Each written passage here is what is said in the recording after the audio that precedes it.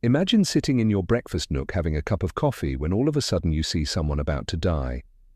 What would you do? Last Christmas, John Gelinne found out. On December 26th, Gelinne, 60, was gazing out the back windows of his home in Edgewater, Maryland, at frozen Beards Creek. Children and grandchildren bustled around the house. That's when Gelinne's daughter, Amy DeMaio, spotted the Piper Cherokee. "Look!" she cried. Gelinne looked up just in time to see a small aircraft a few hundred yards away, losing altitude. As the plane disappeared behind the trees, Gelinne, a former Navy commander and current cybersecurity expert, realized it was going to land in the creek.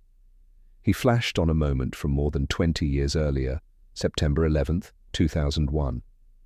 Gelinne was at work in the Pentagon in Washington, D.C., when terrorists crashed a jumbo jet into the building. He fled the chaos, but has always wondered if he could have stayed inside and helped. To the right was the crisis, and to the left was escape. "I don't even know if I could have gone right, but I went left," he recalled.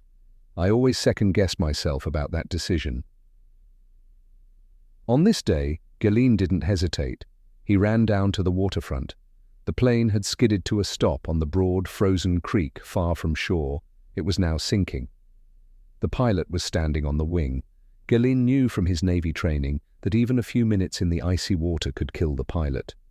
Gelinne tested the ice with his foot and decided not to take any chances walking on it.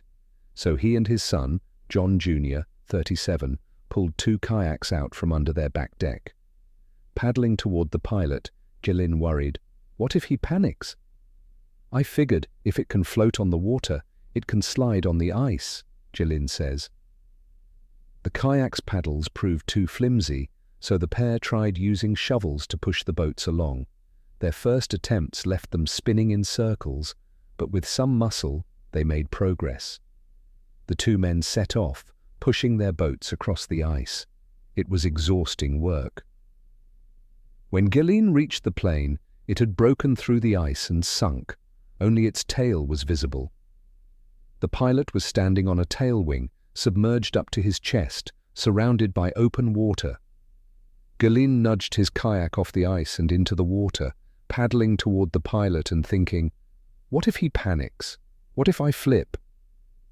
With his son nearby, Gelinne focused on keeping the pilot calm, joking, "Just hang on to the boat as if you were hugging your wife."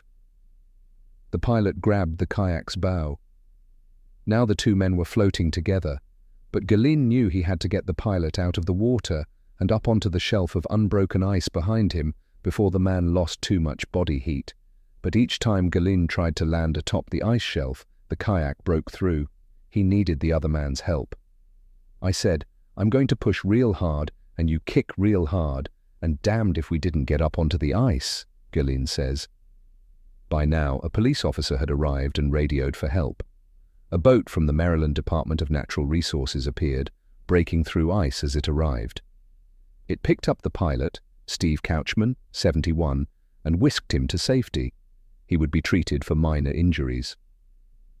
Later, the boat returned to help Gelinne, now exhausted, to shore. John Jr. made his own way back after salvaging a bag containing vital flight logs, which the pilot had thrown onto the ice. The cavalry had arrived just in time, Gelinne recalled. "I'm 60 years old," he says. "There was no way I could get him to shore." Still, he was satisfied he'd gone the right way that day.